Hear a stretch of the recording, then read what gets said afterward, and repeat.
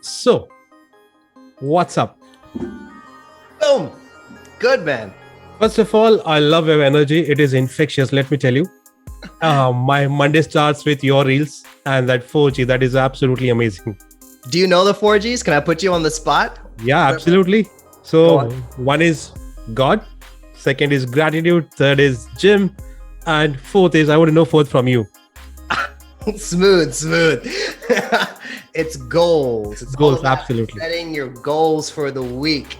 Yes, I'm a firm believer that a morning routine is not just about the morning. It's about having an epic day, having an epic night, having an epic week. It all comes down to having great habits. And that morning, that first 30 minutes, 90 minutes, whatever you can afford, sets the scope for the rest of the day. Absolutely. So those Facebook people, I'm here with DanRam, the man with amazing talent, ladies and gentlemen. Look at his energy. And let me quickly tell you who is DanRam. He was born in Abu Dhabi. He was born to an Indian diplomat, spent 18 years of his childhood growing in 8 countries and 8 continents. Can you believe? I want to see a passport for that. And he has economics degree from Yale University from Dublin. This is all about a formal interview, Dan. But in next 60 minutes, we're going to unplug you and we want to put forward a lot of things which many people don't know about you. So are you ready? I am so ready. Let's do this. Okay. And now let's come to profession, ladies and gentlemen. He is an international speaker. He's a transformation coach. And let me tell you, he's one of my most favorite MCs. And let me tell you one more thing. He has one more talent. Do you know what? Anybody? What?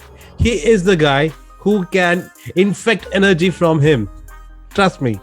So Dan, let's begin. I have a lot of questions ready. Next 60 minutes will be action-packed. Let's start the first one. According to you, who is DanRam?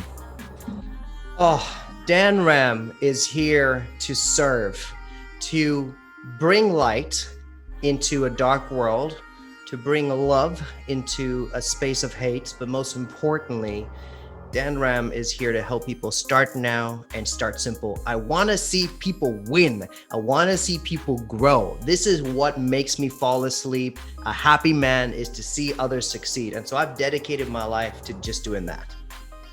And let me tell you, you're doing absolutely amazing. And not many people decide this, but they're not able to do it. You're doing it. That is fabulous, right? Superb. Now, next question. Again, everybody might have asked you. I can see that lockdown is putting a lot of chicks on me, but it's not affecting you. You're getting slimmer, bro. So how's the lockdown going? And what's the secret of this chicks? There's only 2 kinds of people in this world. That's it. 2 kinds of people. There are victims of their circumstances and their situations, and there are victors that surmount their situations and circumstances. That's it. There's 2 kinds of people in the world. There are those who will take their phone and say, if only it was the iPhone, I would be an amazing developer. Oh, if I only had a better phone, I'd be a photographer. Oh, if I only had a better phone, I could do this, I could do that. Those are victims. And then there are others that go, even though this may only be a 2-year-old phone, I still can and I still will. Even though I'm broadcasting in my bedroom, I can still do it. Even though I may not have the best hair or the best outfit, I still can. That's it. That's the only difference. And so I refuse to let situations dictate my life. I let my life dictate the situation. So typically, I'd be traveling the world. I mean, you've been following me more recently, but prior to the pandemic, I was on a flight every 2 to 3 days. So I was in a different city. I was in 2 cities per week. Right? I was doing 100 events a year. So simple math will tell you that that's about 2 events a week. I'll be traveling to the Middle East, through the US, through Asia, through Europe. That to now being in one place in India. Oops, did I freeze? How strange. Yeah, it's freeze for a moment. Wow. Come back, please, camera. What happened? That is strange, but you can hear me. Yeah, I can hear you. You will continue. You can continue. Let me see if I can fix that somehow. But now I froze again in a worse condition than before. I should freeze in smiling condition. Yeah, it's freeze now, but you're smiling now. See? You can continue. I did that. I'm gonna switch internet supplies and see if I can get a better internet as well. Sorry about this. Sure. No worries. Essentially, what I was saying is, I did not count the lack of flights and the lack of cities as my situation, I instead counted the blessing of being in India. And what are the new opportunities that come out of being in India? Most people would think, oh, for someone who travels the world, being in India is a negative thing. And I'm thinking I'm blessed with sunshine, blue skies, beautiful people, great food, safety in my neighborhood. These are things that I don't have in other countries necessarily. And so, yeah, essentially, I choose to be a victor, not a victim. Absolutely. And I can see that you got it created your new studio at your home. You're doing your events, virtual events from home. Doesn't matter, it's online. You can be broadcasted anywhere in the world. Doesn't matter if the flights are stopped, but you are absolutely doing it. This is fabulous, right? I was talking about the fact that instead of crying, instead of flights being stopping, instead of world becoming a still stop, you got an opportunity to start a new stuff. You made a studio at your home. You started taking your calls, virtual events from home. And I have seen many times you're going to studios as well. This is absolutely amazing. You have to find the opportunity in a tragedy. And that is the best example, Dan. Absolutely fabulous. Kudos to you. And today's the occasion. I want to tell you that there is one event agency, event magazine, which is very famous in India, which is called Event FAQs. Okay. Which is attached with EMA. And they have honored me with an award, nominated for me an award, which is called Metal Award.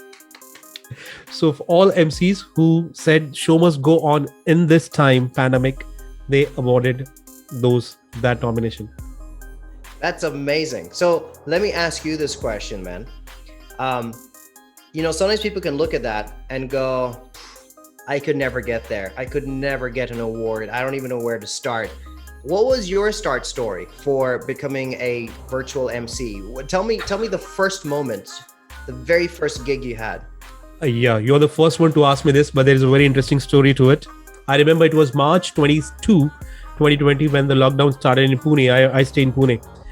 And I thought, what to do now, man? Because all my flights cancelled, all my physical event cancelled. I have other business as well. I'm an entrepreneur. So that also stuff, because all that is related to social gathering. Yes. So it is opposite to social distancing. Everything was stopped. We thought, let's celebrate this time with family, because we always do events. We're always in flights. So I absolutely enjoyed. I got a projector fixed in my bedroom. We used to watch movies. And 1 month, 2 months, 3 months went. Then what? Boom. I thought, no, this is not going to... we have to do something. Then you know what? I got my first virtual event. It was a normal Zoom webinar, 2 hours webinar for Siemens. Yes. Okay. And it was from US.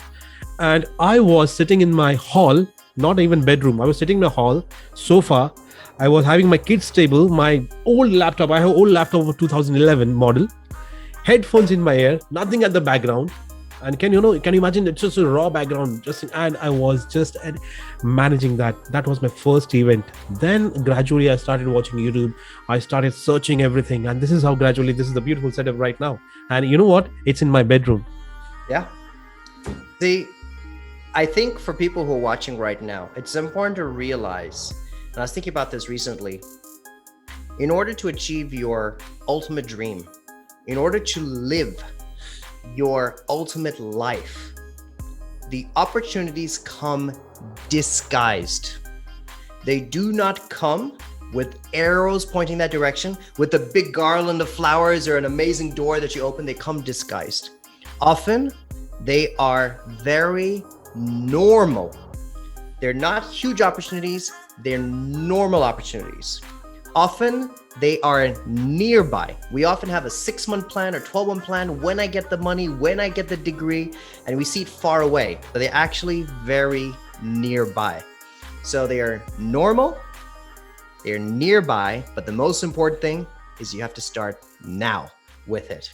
And you cannot wait, because if you had skipped that Zoom call, who knows when the next thing could have happened? Or who in that, because so much of my life and the insane things I've done, whether it's hanging out with presidents of countries or with, record-breaking athletes or Grammy-winning musicians, it actually started with very normal, nearby opportunities that I just dared to start with right now. And that's what led me down that road. Even virtual emceeing, like your story, it's the same for me. I jumped on Facebook Live a year ago And I just committed that every single day I will go on. I had 2 viewers, I had 6 viewers, but it didn't matter. Because what matters is I gave it 100%. I worked at it just like you did. You went on YouTube, you researched, you improved little by little by little. That's the same thing I did. And before I knew it, I had a billionaire on my show. Before I knew it, I had HPE, Hewlett Packard, like one of the biggest tech companies in the world, contacting me saying, can you host my event? Before I knew it, I was back to hosting 10,000, 40,000 people on virtual stages. But it started with something normal, Facebook Live, which we all have access to. Correct. Something nearby, right? Not something far away. And I dare to start now. I didn't say, oh, let me wait for this pandemic to chill. Let me wait till I figure things out. Like, to start now. So those are your 3 N's: normal, nearby, now. And the most important quote, start now and start simple. That's right. Right? This is how we begin today. Because you know what, we should not say this, but I have heard many MCs saying that, because we are in the circle, right? We have a lot of contacts with MCs. In event fraternity, I have seen many MCs saying that, no, technical things, no, bro, I don't want to learn that. We are good with stage MCing. But no, if you say no, you will not learn this. This is how you have to get into it. All right, Dan, let's go to the next question now. Ladies and gentlemen, those who are watching me, let me tell you that DanRam team is feeding meals this current pandemic for 200 people per day. Dan, you want to tell me something about this? Yeah, it's the same thing that I firmly believe that every blessing we have is to be a blessing. I do not believe in accumulation for personal goals, but accumulation to distribute, to give back. And so I came back to India with my parents from Dubai. It's where my office is in Dubai. And I came back last month for the purpose of a second vaccine.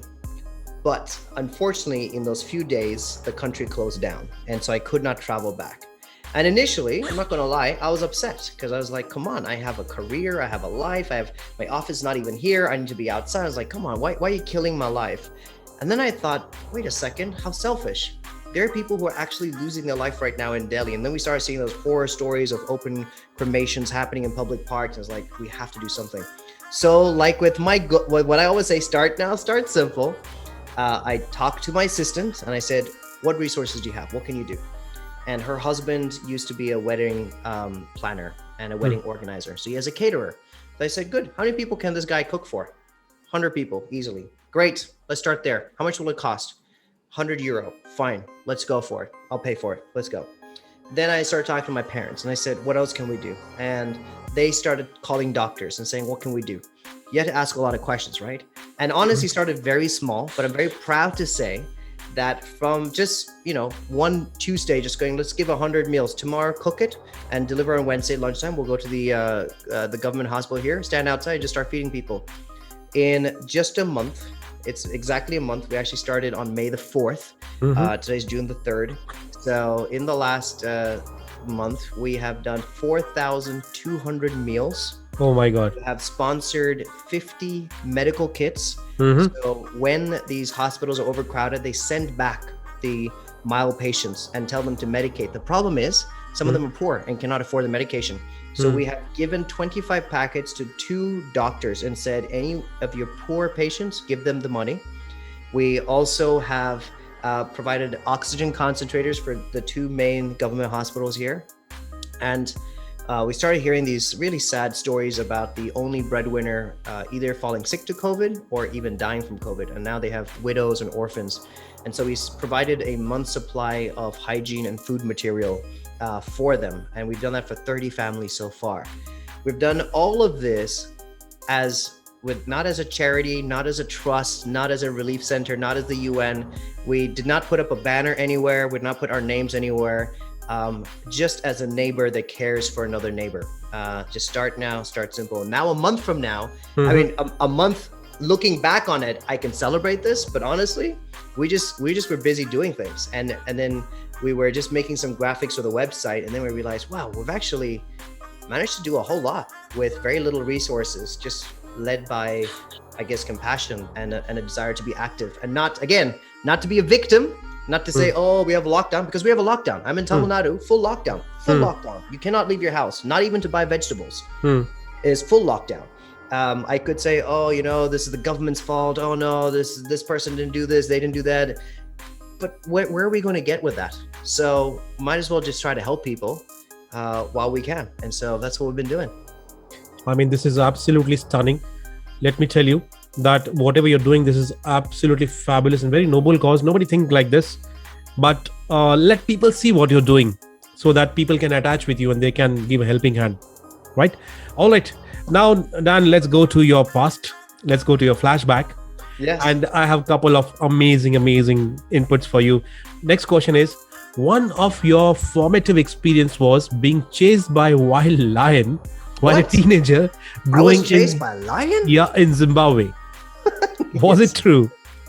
Yes. Yeah, I want to hear this. Yes.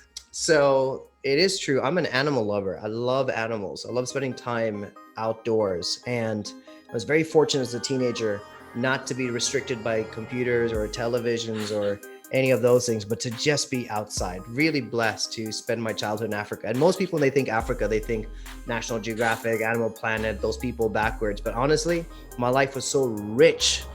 When I see teenagers in the Western world, I'm thinking, this is crap. You're in some little apartment or house and you're spending all your time indoors. I was outside climbing trees and swimming rivers and fighting animals. So it's just interesting how perspective can change everything. But it was actually a school trip, believe it or not. Okay. And we were sailing during the daytime. And in the afternoons, we would dock the boats on these islands. And we would investigate what animals were on it to learn about wildlife, the footprints, the scents, the colors, the shapes, the sounds. And Africa is a rich country when it comes to animals and trees and birds and insects. There's so much to see.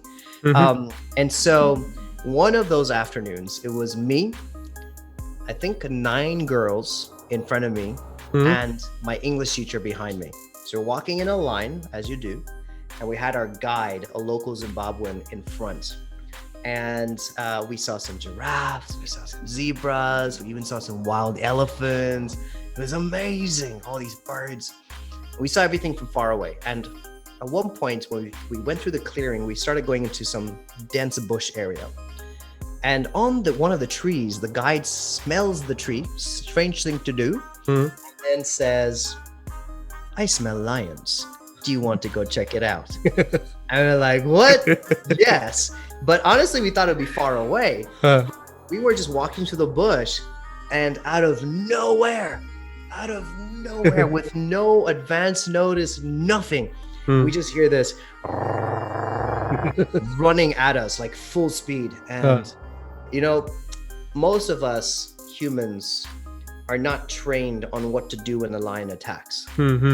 But all of us instinctively know when we're dealing with an apex predator. I mean, we walk around Earth thinking that we're the smartest, we're the best, we're the strongest, but we know immediately when there's something better, bigger, stronger. And immediately, instinctively, everyone started running. That's the only natural reaction to a lion chasing you. And the guide yelled, stop! And as soon as he yelled stop, we all froze. And that's when we faced this apex king of the jungle. Terrifying, ferocious, massive veins popping out of its paws, teeth drooling, eyes were locked in, sizing each one of us, literally went down the line one by one at us. And it was frightening, to say the least. Really frightening.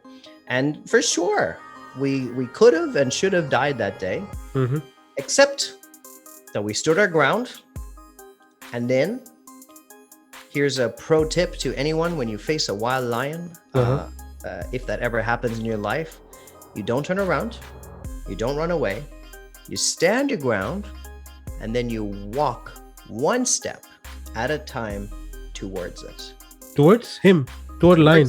Towards the lion, yeah. It does not make sense, but you take one step at a time, and then you pause, and another step. And that actually was one of the earliest birthplaces of Start Now, Start Simple. Because Start Now, Start Simple, if you think about it from that moment, we don't know the outcome. When you walk towards a lion, you don't know the outcome. there is no clear path. It was not like there was a nice road and the marks were there. Is it a big step or a small step? Is it a side step or a straight step? We don't know. But you have to act.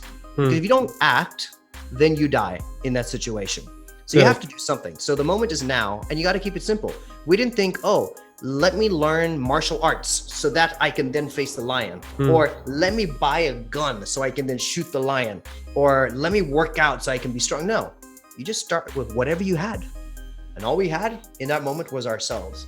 And there's so many moments like that, where that moment, what I learned in such a simple way as a life and death situation has played out. I mean, the pandemic for me, fortunately, has not been a life or death situation, but it did kill my career. Like my career ended last March. But it was the same thing. You just take a step. You take a step and then you measure. Uh-oh, the lion just picked up its ears. The tails are going. Oh, no. And you pause and you go, okay, I'm going to take a step in this direction now. And you go, okay.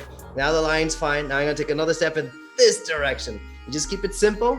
And you start now. And that actually was one of the birthplaces of Start Now, Start Simple. Yeah, but what happened to lion then? I ate it. No. What happened with the lion is obviously as we approached, the lion stood its ground, it crouched. And the reality is from that position, and I mean, you got to remember this lion is hardly 5 meters away from us, 6 meters away from us. For a human, that will be 2 to 3 steps. For a lion, that's 1 pound, just one on us. But because we confused it, because we were not reacting like most of its prey, it actually backed down and then back. It went backwards and then ran away from us. And we were lucky because then we realized, because then the female lioness, I never tell this part of the story, but we actually were charged twice by the lioness and by the lion. And that's when we realized when an animal hunts, it usually hunts from behind us. So the reason it was attacking us from in front was it was confronting us, not hunting us. Big difference. Second, because there's only 2 of them, lions live in prides of usually 12, 15. They live in big, beautiful families. There's only 2 of them, which means they were mating. Lions mate 30 to 40 times a day. So they are absolutely exhausted at the end of it. And so they do not eat and they do not move for that period of time that they're mating. So we were very lucky that we were dealing with 2 mating lions that had no appetite and no energy. So they were neither hunting us nor attacking us. They were simply confronting us and saying, back off, which we did. And so that's why we survived. If they were hunting us, we would not have survived. If they were attacking us, we would not have survived. They were simply confronting us. And this is where appreciation and knowledge of nature helps, because too often us humans, we mess up and then we kill the other person or the other animal instead. Thank God, finally I got how this story originated. The quote, start now, start simple. Yeah. Amazing. These situations are so important. I always tell people, don't run away from near-death experiences, because if you avoid near-death experiences, you'll never have a near-life experience. Sometimes we need the near-death experiences to really appreciate what we have as what we call life. Absolutely stunning. Absolutely amazing. Superb. All right, now Dan, let's go to your college days. And let me ask you, what kind of student you were? I mean, were you always speaking same way in the college? We want to know that. There was a big shift from high school to college. When I was in middle school and high school, I studied in different countries. I studied part of it in India, part of it in Zimbabwe, part of it in Morocco. I was a straight up A student all the way through. 98%, 99%, 100%, never less than that. I worked very hard. I studied very hard. I wasn't instinctively intelligent, but I was incredibly hardworking. My sister is instinctively intelligent. She does not have to work to be smart. I have to work to be smart. And so I just had really good work ethic. When I went to college, things changed a little bit. I think in college, I jumped onto the bandwagon of holistic self-development, because until that point, I certainly was fixated on education while keeping a lot of sports and music on what happening as well. But when I went to college in the US, I went to Yale University in the US. It was the first time I was on my own. And so I had to learn things like laundry.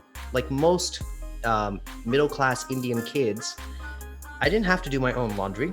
I didn't have to do my own bed. I didn't have to clean things. I didn't have to empty a sink. These are all things that we had maids, or we had wonderful parents, adoring parents who baby us and protect us and provide for us.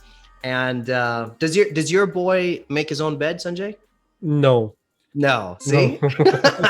Do you make him wash his own dishes? You know, this is a big difference in culture, because in the Western world, they do chores. They get paid to do chores and things like that. And so I had to learn a lot of that stuff. That became a priority. I also had to learn to be social. So while I was a good leader, I wouldn't say that I had developed as a good human. And so this is where I really learned to make friends, to connect. So I kept my grades, but I moved from like a super A student to maybe a B student. Of course, Yale is also very competitive. It's one of the top 3 universities in the world. Depending on the year, the rankings keep changing. And so it was very, very challenging. So I still kept working hard, but I had some new priorities. And then I started doing mentoring. I started helping out in schools. I started doing music and sports and really growing as a leader. I eventually joined a secret society. There were all these huge opportunities that opened up for me when I was in college, just because I started on my kind of holistic self-development, and not just good grades equals good college equals good job equals good life. I broke out of that formula in college. Awesome. Super awesome. So I got to know that you're kind of a studious but hardworking as well. Let's understand your switch from MBA economist, okay, to an international MC. I want to know how this transition happened. Not by choice. Okay. I admire people who want to have our lifestyle. I did not. Full disclosure, having spent almost $250,000 US on my education, right? Because these are expensive colleges, and having economics degree and an MBA, I want to work in consulting, where I would easily make 150, 200K a year.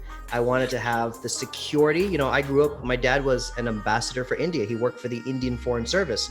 So I grew up with a house provided for us, school provided for us, medical provided for us, insurance provided for us, travel provided for us. I mean, this was all done as part of his job. So I grew up with that comfort. Why would I want to give that up? So I wanted a job. I really, really wanted a job. That's all I wanted. I wanted someone to hire me. The problem is I graduated both times, bachelor's and master's, in a recession. And so out of necessity, I had to use my skills in innovative ways. And you said you're an entrepreneur, and I was not an entrepreneur by choice. I was an entrepreneur out of necessity. When you don't have money, you find ways to create money. And my initial way was, someone give me money, I'll work for you. And when no one would employ me, I was like, you know what? I want to create my own money. And that took me on this journey of being an MC. So I want to put it out there that for those who are watching that do not know their career trajectory, it's okay. Because I did not know my career trajectory, and I've landed on my feet. I also want to let you know that luck plays a big part in it, because as an entrepreneur, I was already flirting at events. I was already going there, pitching my ideas. I was already familiar with the turf. But being an entrepreneur was accidental. It was because I graduated during a recession. I didn't control the recession. I don't control these macro things. So luck plays a part of it, because then when I was already showing up at these events, these event organizers were going, Dan, your energy is crazy. Can we have you on stage? And I was like, to do what? I've already pitched my company. And they said, to be an MC. I'm like, what's an MC? Or an anchor, as is known in India. They said, well, introduce the speakers. And I was like, as a volunteer? Okay, fine. So I did that for a long time. I just volunteered. And then someone told me, we'll pay you to do that. And I was like, you'll pay me to do something that is fun? I'm really confused by this, because I'm just doing this for fun. It's so much fun. And that took me on to this whole new journey now that I'm on. So luck plays a part in it. But the last thing is something that you and I have both talked about: hard work. Because when you step into the unknown, you have to learn everything for yourself. There is no book. There is no quick formula. There is no recipe to becoming a successful MC, a successful freelancer, a successful graphic designer, anything. You can fill in the blank for anything that is not normal employment, but is self-employment. People can sell you that stuff, but it doesn't exist. You have to figure it out for yourself, and you have to learn so much, which is why I always tell people, get a coach, get a mentor, but don't join a school or an academy or certification, because that will give you some stuff, but really it's incredible self-development. So I just worked at it, man. When someone would say, can you introduce so-and-so? I had to just experiment. How do you introduce people? I had to watch Jimmy Fallon and Jimmy Kimmel and all these late night show hosts. And I go, how do they introduce their guests? Can I learn something of that sort? Or when someone's telling the story and they say, can you give a talk? And I'm like, okay, who are the most incredible speakers in the world? You know, who are the movie actors who are playing some roles in a movie or a TV show that make those really powerful goosebump kind of talks? What about the pastors in churches and their amazing, inspiring talks? What about captains of sports teams, coaches of sports teams? What about magicians? What about, so I had to really expand my repertoire and learn from all of them. But there's no school that will tell you to do that. You just have to step down that road and figure it out. So I'd say those three things are how I landed as a virtual MC, and MC in general, but obviously doing the virtual stuff now. Wow, this is stunning, because let me tell you, this is an experience. Every event teaches you something. Once I'm done with my show at suppose 11 p.m. in the night, I'm driving my car back home. The real satisfaction is in my mind. You can echo with me because you can feel that. What went good, what went wrong, or what was the best part. Audience came to you, they clicked selfies with you, they said, wow, you did a good job. This is what matters a lot, and every event teaches you. It is a kind of a improvement process, and Constant. This is what experience is.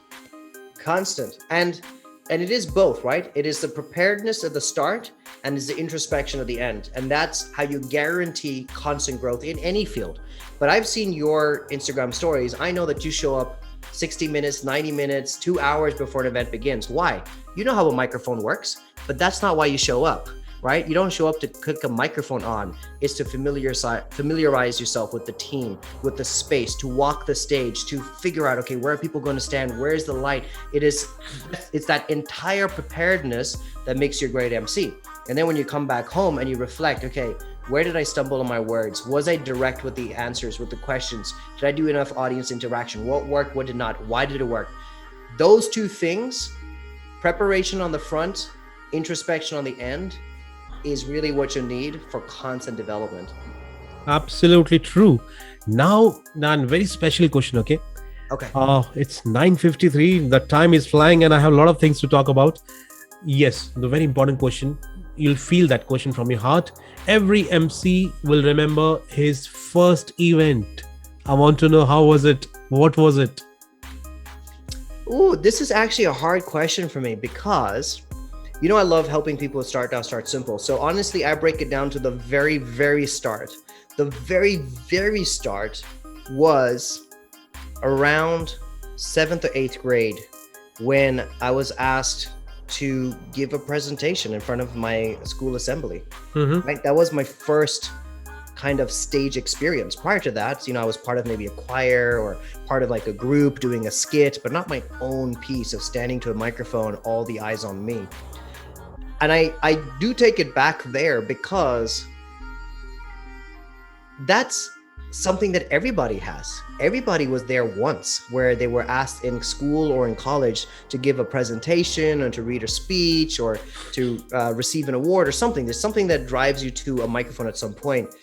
I do want to normalize how the career begins. You don't need to get a contract from an agency working for a big corporate for it to be a emceeing job. That was probably my first experience.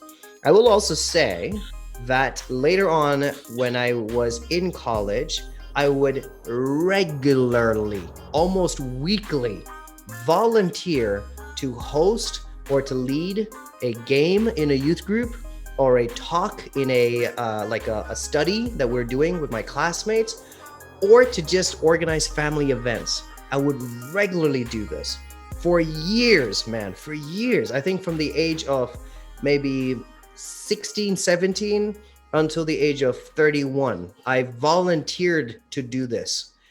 And this was the training ground, which is why when I got my first paid Now we come to the first paid MCing gig MC. was in Germany. And it was January, about 4 years ago, right? Yeah, exactly 4 years ago, January. And I was asked to do something that I'd already volunteered to do. So they said, can you come and moderate a panel? And I said, yes, absolutely, voluntarily do that. And they said, oh, by any chance, could you host the whole event? And that's the one I was like, what is that? What is host the whole event? What is MCing? And they said, well, do the opening ceremony, do a bit of audience engagement, firefighting. That's the only training I got, man. And I was like, cool, I'll do that. And they said, what's your cost? What's your charge? And I was like, What? I was planning to come for free anyway. And they said, oh, no, we'll pay you. And I was like, yeah, but you're already paying for my flight and hotel. They said, yes. And then your fee. And I was like, I don't know. So I just made it up. I think I charged $200-$300 or something. And even that, I was shocked that they said yes to it, because this was something I was doing for fun for years. Remember, I said from 16 until 31, I was doing this on a weekly or every second week basis. Okay. And so I had done hundreds of events. And that really was a training ground. But that was my first event. It was really flawless and so much fun. But boy, have I grown since then. Because at that point, I was wearing a three-piece suit, brown in color. Now I don't wear suits. I wear these really eccentric Indo-Western outfits, combining the two worlds together. It's always red, black, or white. I look like I'm dressing up for a wedding every time. And I know you love to dress up too. I've seen your pictures. And I know you have some amazing outfits too. Thank you. So I'm very eccentric that way. Back then I was reading from a script. Now I don't do, I do it all from the heart. I don't read scripts. I don't read teleprompters. I memorize and I'm just present with people. Back then I was very formal with my treatment of the stage. Now I'm there for the energy. I'm there for the engagement. I'm there for the interaction. So a lot has changed, man. But those were my three first starts, if you want to think of it that way. Amazing. You just said that you love red and black. So just to respect that, I'm going to change it to red now. That's awesome. All right. So let's go ahead now, ladies and gentlemen. Let me tell you that Dan, the first event was in Germany, and now you know what happened. Let me tell you, a lot of people don't know this. Dan got a chance to introduce the former US President Barack Obama on stage, and I have seen that video. What an aura it was. We want to hear it, Dan, from you. Yes. I mean, obviously, that was one of the biggest moments of my career. The biggest moment before that put me on the international stage was when I hosted Sir Richard Branson, who for me is a little bit more of a personal role model because he's an entrepreneur. I don't have aspirations to be a president, although I hugely respect President Obama. But Sir Richard Branson, there's something about his personality and what he's accomplished in the entrepreneur world that was really like up my road and up my alley. But I've had some great opportunities. Reid Hoffman, the founder of LinkedIn, Nico Rosberg, the Formula One race champion, a lot of Grammy Award winning artists. It's been a fun ride. Multiple prime ministers and presidents of Switzerland, Poland, Germany, so many countries. I've had great moments. I will say that the funnest moment of Obama was actually 8 to 9 minutes before he hit the stage. As with any big celebrity or personality, security is a massive issue. And so all of his Secret Service were there at the venue. We had 8,000 people in the audience. We had a huge stage. I had a full band that I was performing with, just warming up the crowd and stuff, singing with them and everything else. So, us MCs, we have this in-ear monitor where the producer gives us information. So the moment my heart started beating was 8 minutes before the show, before he came on stage. The show had been going on for about 2 hours already. We had many other amazing speakers on stage. And 8 minutes before, for the sake of his security, for the car to show up, to come through the backstage and everything, we needed some interlude, which is my favorite. Any time with the audience is my favorite time.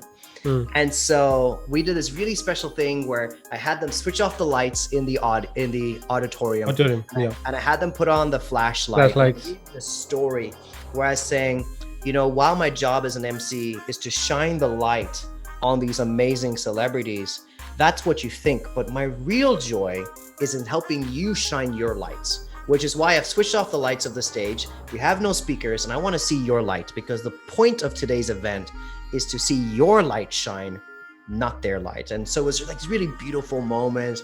And in my ear, 8 minutes before, I heard them say, our code name, which I cannot tell you, has arrived.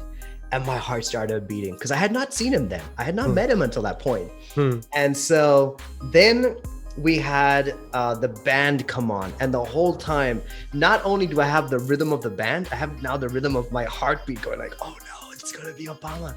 And then I make my way backstage. The band keeps playing. And there he is, you know, like I come down at the same moment he enters the backstage. And there is such a poise. There's such a command of attention, of respect in just the way he walks and looks. The atmosphere backstage changed. You and I know backstage, right? They're busy, chaotic, confusing spaces. You've got microphone people and sound people. But when he came, it's almost like time just paused and slowed down, and all eyes were on him.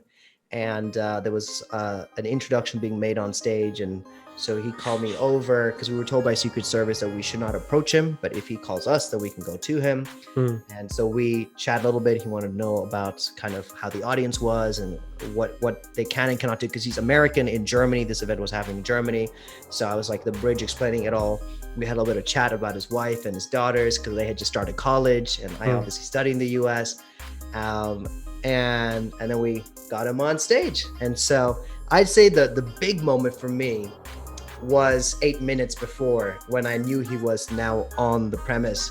And then, like any professional, things click in. As soon as you are in the space, like a backstage, my job is to make sure a speaker is good and comfortable. Not selfies, not pictures, not autographs, not anything for me. I'm there for them. And so actually when I saw him, I was really calm. And I was like, okay, I'm here to serve this man and make sure he does a great job. But 8 minutes before, when I hadn't seen him yet, and I heard in my ear, code name has arrived, that's the moment I got really excited. Amazing, man. The way you're narrating, I can feel the goosebumps, and I can imagine that scenario, because I can echo your feelings. Thank you so much to recreate the whole scenario in front of my audience. Thank you so much. All right, Dan, very personal question now. It always, every MC has a dream event to host. Always the one thing. Yes, this is the event which I want to host. What is that event for you? I know that answer now, but I didn't know that answer a month ago. So the answer now is I would love to host along the lines of the Oscars or the Grammys, at that level. That is where I'd like to go. I also would love to have a late night show. So like the Jimmy Fallons and the Jimmy Kimmels and John Oliver and all of these big late night show hosts, I would love to have my own late show someday. But I did not know that answer a month ago, because I also am not someone who pursues goals. I know that sounds really weird for someone who's so hardworking as I am, but I much more pursue alignment rather than destination. It's a different way of thinking. I know it's not a very Indian way to think, but I'm a firm believer that if you are honest about your values, if you're uncompromising about the process, then the best product comes out of a good process. If you don't take shortcuts or anything else in life. And so I have always focused on alignment. Am I balanced? Am I kind? Am I loved? Am I loving? Am I generous? Am I caring for others as much as myself? Am I in my best shape physically, emotionally, spiritually, in all these areas? I've always focused on these things as the most important thing. And then when the opportunities show up, I'm ready for them, rather than chasing all the opportunities and compromising on my personal health, on my mental health, or on my spirituality, or on my family. I don't really believe in that. But about a month ago, I started thinking, if I did have a dream, what would it be? And I realized that these are the two things. How about for you, man? What's your dream event? You know, I seriously don't know right now, because I never thought in that direction. I take one event at a time and I give my best. And this is how I improve. I learn a lot. I feel more confident. I remember my first event when my legs were shivering. I was I mean, I was wet, man. I mean, I was not getting. But recently, you know what happened? As you go on, the confidence start building up. Then that 10 minute reduced to 5 minutes. 5 minutes is to 1 minute. And now the situation is like somebody asked me, this is the event. Are you available? I just ask you one thing. How many packs? If it is more than 5,000, if it is more than 1,000, I absolutely love it. The roar of the audience, that is what ignites me a lot. I love that. I love that. Thank you. So we have 15 more minutes. Let's utilize it maximum more. And my next question is, goof up is a part of every MC's life, every show. I mean, that gives you learning and we have to learn from it. And go ahead. What was the goof up for you? I want to.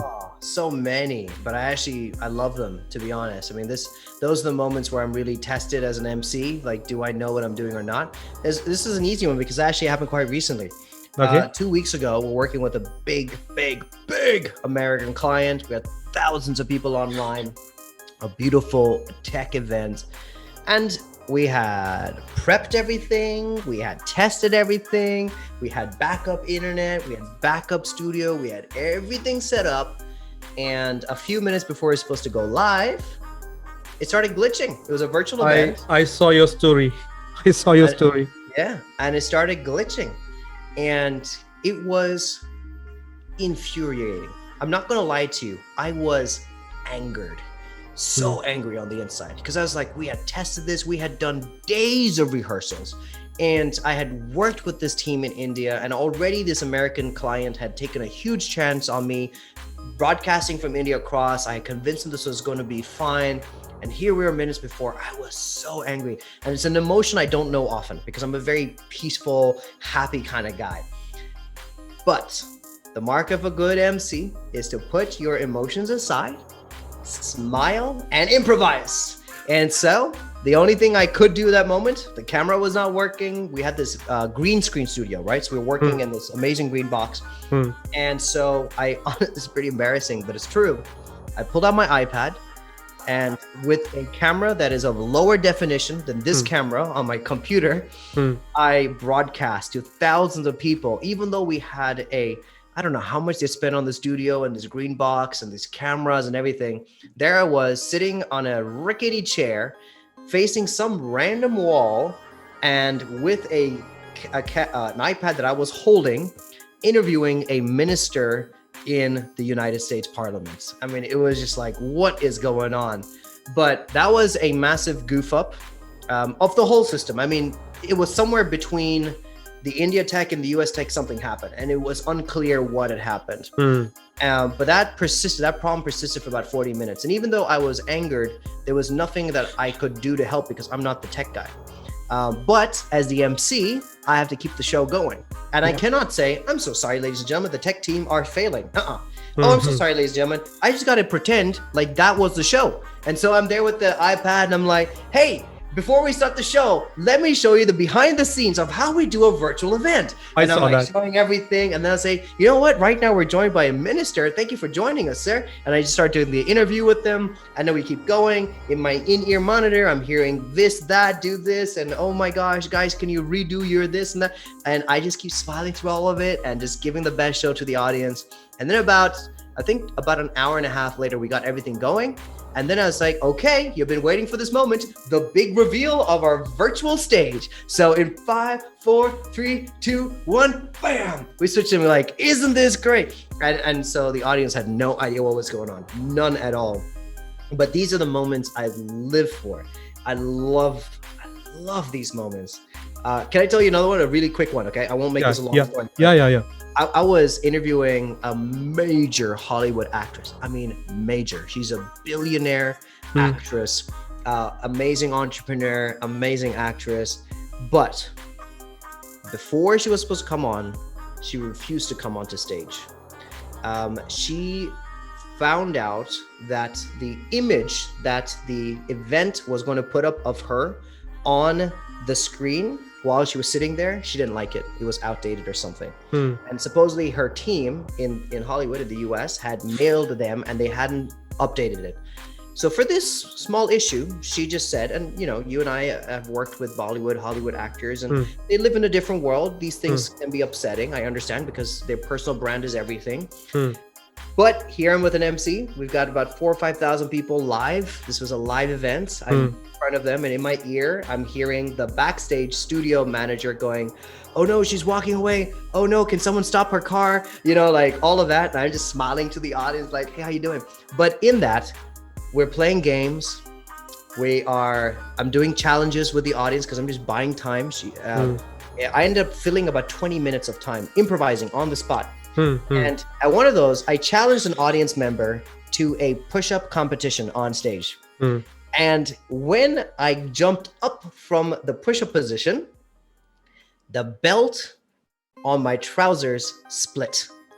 And attached to the belt, right? You know this, attached to our belt is the receiver for the microphone, right? The receiver for the in-ear monitor, and because I do a lot of social media content, the receiver for my other microphone. So 3 pieces of tech all fell down when my belt split in front of this audience. But I love these moments. In fact, I ended up doing the stand-up comedy act on the spot with these trousers that are now coming off, and all these people in front of me, and I just play it. I actually had some people accuse me afterwards saying, "Did your trousers really fall? Or did you pretend that they fell off?" Because it was so smooth. Like all your jokes were so smooth about it. So I love these moments, man. I love the goof ups. This is all about it, disaster management, right? How you turn and your audience doesn't know about it. Yeah, they take it positively. To goof up, I will tell you what happened. In virtual event, when I started, it was on Cisco WebEx. Again, a webinar conference for US giant. It was US IT giant.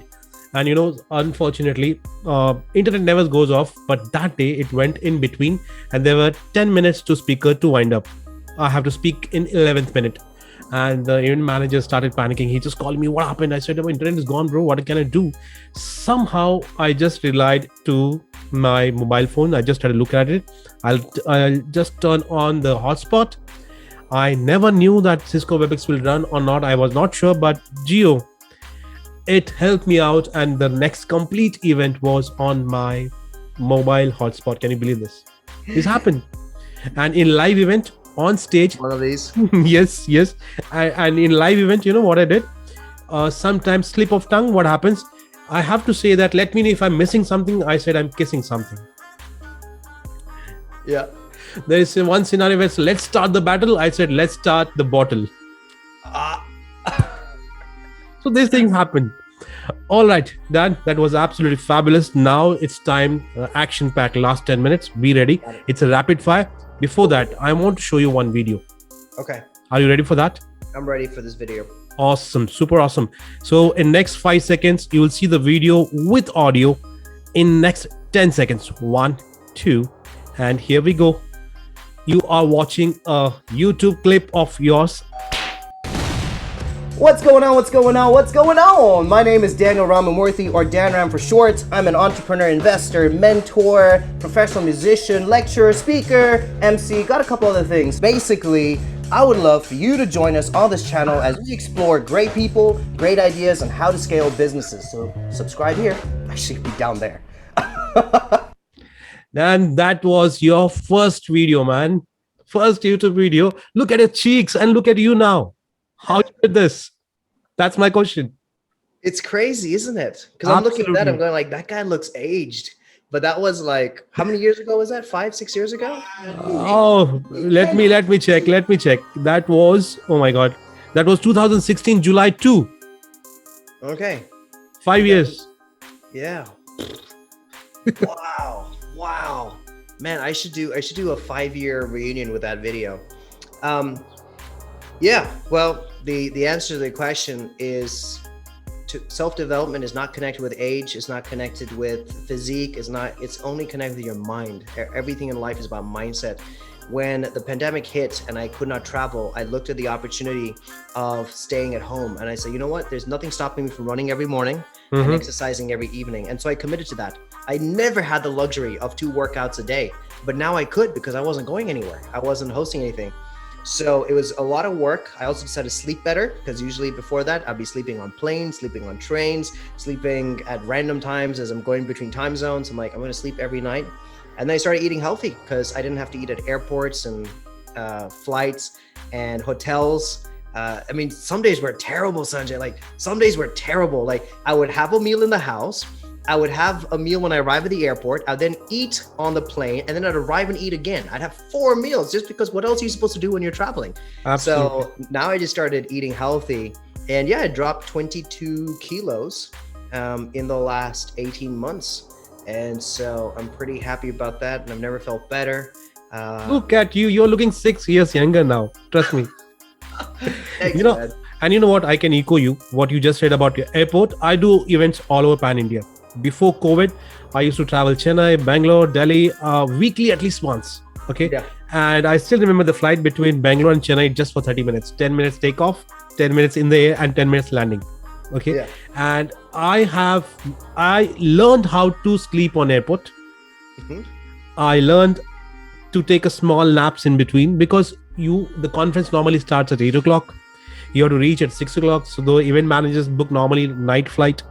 You never get a sleep, and tomorrow you have to work. 8 a.m. you just do the opening. The speeches go for 45 minutes. You are just sitting near the DJ lineup, okay, the setup, and you feel like something like this. Okay, I have felt that. 4 p.m. the conference ends. Again, you have to catch a flight, go to the next event. Learn, because next flight is 12 midnight. You have to sleep on the airport. This is the journey of an MC. Yeah. All right, now last 9 minutes, 6-7 minutes we have. Rapid fire. I want to answer in 1 or max 2-3 words. Okay, max 3 words. Okay, when you feel stressed, what do you do?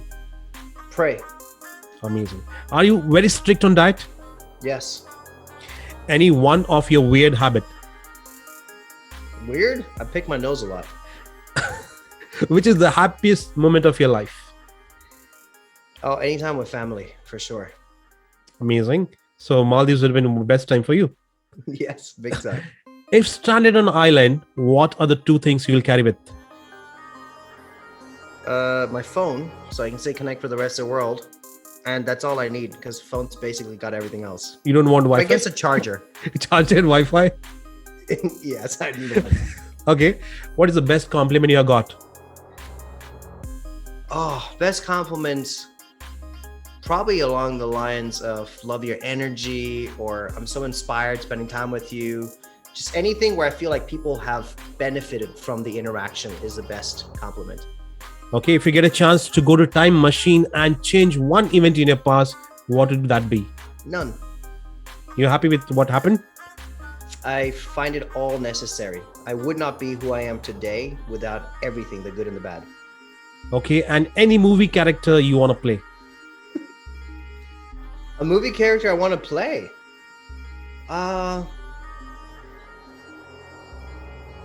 That's a tough question. I Anyone. don't actually watch a lot of movies. That's the problem. If you ask me TV, can I do TV show? Yeah, please go ahead.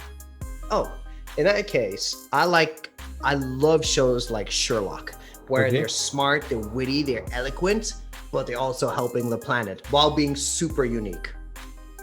Awesome. You did a fabulous job in rapid fire. That was so quick. Amazing. Last session of the day. But, we got unplugged. We got many things to know about you. And, the problem with me is you are absolutely energetic. And I believe you're always 24 hours like this. Same. The problem with me is I behave how the person in front of me is. Like if you're energetic, I'm feeling that energy. I'm feeling supercharged up. But if I feel I have a negative person in front of me, he's dull, he's lazy, I'll be like him. That's a problem with me. So let me correct 2 things, okay, that you said. Which is not just you. Most people think this. I'm not like this 24/7. I'm not a master of high energy. I'm a master of energy. And energy is both high and low. And the real intelligence, the real maturity is discerning what energy to give when. Okay? So I could not be so good at doing emails. I could not be so good at admin and everything else if I was always high energy, because then I'd be distracted. So I can bring the energy on a tennis court. I can bring the energy to this meeting. But right after this, I'm going to lower my energy so that I can spend time with my parents, so I can have a cup of tea and I can go to bed after this, right? So I'm a master of controlling energy, not just having high energy. That's the first thing. Second thing is, a lot of people think that extroverts make for good speakers and MCs. I'm an introvert, and I actually think introverts are the real superpowers because, like you just admitted, an extrovert feeds off the energy of the other person. An introvert brings their own energy. So I wasn't needing your energy or your audience's energy. I brought my own. I knew what I had to do because I actually had a meeting that ended about 4 minutes before yours. And I think you saw a little bit of what I was doing, but I changed my outfit, right? I went and got a glass of water or a bottle of water, and I did a super quick round of push-ups right before coming here because I knew that's all I needed in those few minutes to completely go from a team meeting with my staff to being totally present with you. And that's an introvert ability because all those three things did not involve you. Those three things I did were just me by myself, so I could bring the energy that you needed. So if you're an introvert watching this, we're in the same tribe. We can do this. Amazing. But one thing, you must also say yes to me. I completely change when I'm on stage. I love that aura.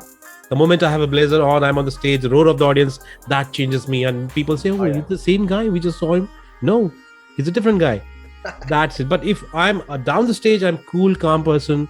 I love to listen than speaking too much in the group, especially. Yeah. All right. So the last round, very amazing. And you will love this. I will be showing you a couple of your pitches. You just have to tell me 1 minute story about it. Oh, I love this game. Yeah, all are your pitches. And that will take you to flashback. Just 1 minute short story about all the pitches. All right, ready? I'm ready. Boom, here we go. Tell me the story about this. Oh, this is working for Porsche at an event called IAA. So the beautiful red car you see behind me is their new electric car. And I was engaging the audience to think about electric. This is amazing, man. You remember everything about it. All right, here we go. What is this? So this was an event in the Netherlands. And over here, we have this beautiful Ferris wheel behind us. But we were talking about the future of mobility at this event. Amazing. Okay, what about this? Oh, this is with my family. There's my sister next to me, my parents in front of me. We were in Bali in Indonesia. We always try to go somewhere, just the four of us, to spend quality time together. That's the best time you had, right? Here we go. What is this? This is my sister and I before, when we used to wear, when you can see I was wearing more colors than red, black, and white. I've got yellow trousers back then.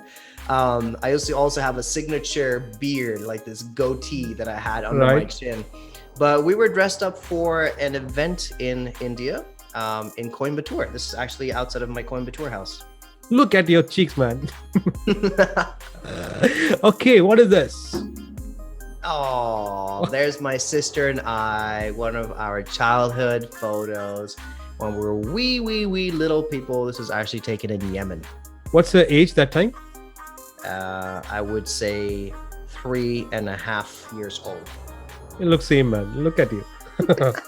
Here we go. What is this? What are you doing here? I decided that I didn't want to do the normal photos of just, cheesy thumbs up or peace signs. And I was like, I'm going to change how I do these photos. So this photo is taken in Berlin at a very famous spot in Berlin. And I was like, you know what? I don't want to just stand and pose next to this. I want to try something different. So I just decided to do like a yoga move here. And after that, every city I went to, I just started doing an iconic alternative photo. And this is what you're talking about. This is actually what I look like when I'm organizing workshops. This is not a stage photo, but we're playing a game called Bang. And it's just an icebreaker. Even when I do workshops, I think it's really important that the same principles of audience engagement, interaction are so important. So we're just playing a game of Bang to get these. This is at a company called Merck. They're a pharmaceutical company. And yeah. All right. So what are you doing here? Well, I believe that a gentleman called President Barack Obama is shaking my hand and smiling and saying thank you. This was right after the interview. Amazing. What a wonderful, fabulous and proud moment for you. Thank you. And let's go to the next one. I think I'm done. Superb. That was fabulous. You remember each and everything, bro. I even can't do this. Somebody play this game with me. 50% not recognized, but you remember each and everything with country, with pose, with timing, and with year as well. Super fabulous. You're too kind, man. You're too kind. Given that you've been asking me all the questions, I've done a lot of the talking. Let me just say, I really appreciate this opportunity. And I really appreciate all the kindness that you show on social media, because we are part of the same tribe of people who love people, people who want to excite and inspire others. And it can be a lonely journey. It can be a confusing journey as well. I have really enjoyed getting to know you online. I've really enjoyed this interaction. And the amount of time you've spent preparing for this is how I feel about how much attention you pay into my life and how much care you put into my life. So if this is a little taste of the kind of MC that you are at an event, I'm incredibly proud and very, very happy with the journey you have had so far, and of course, the incredible success that lies ahead for you. So thank you so much for this opportunity. Thank you so much. And we belong to same fraternity. That's why you got this point. Absolutely right. There's a little bit of homework I do before each and every event so that things go well during the execution time. Before we go, I just want to let me introduce the little influencer. He is ready and he's waiting for you. And he's super excited. He's coming. And boom, here we go. Hello. Hi, What's your name, buddy? my name is Sanjay Potdar. Woo! How old are you? How old are you? 7, 7. 8? What is your favorite sport in the whole world? Cricket, What is your favorite animal in the whole world? lion, Me too. What is your favorite food in the whole world? noodles, If you could change your hair to any color except no black, what color would you make your hair? red, Yeah. Nice. Cool. Now I know everything about you, man. He also loves the red. Say hi. And he is on Insta. Look at the back. All is All red, red. right? So he's on Instagram. He's on YouTube. You can follow him. He's an amazing content creator at the age of 7. Ooh, let me follow you right now, man. You can go. I think I follow you on YouTube, or I see parts of it on YouTube. What's your Instagram name? It is Sidhant Podar. SIDHANT Podar. POTDAR. P OT T. T as in Tam. DAR. SIDHANT. T. Yeah. T. Okay. And then P as in Papa. I see you. Little digital coach, little motivation speaker, DM for collaboration. I'm going to DM you. I want to collaborate with you. Let's do that. All right. So thank you so much, Dan. See, he has followed you. He's watching your videos now. Thank you, Dan. That was absolutely wonderful. We did talk for almost 90-80 minutes. That was fabulous. Superb. Thank you. Thank you so much. And lovely to meet you, Siddharth. And lovely to spend time with you today. Thank you. Thank you. Thank you so much. See you soon, Dan. Bye. Have a wonderful time. See ya. Keep smiling and keep spreading the same energy. We learn a lot Bye. from you. Thanks. Bye.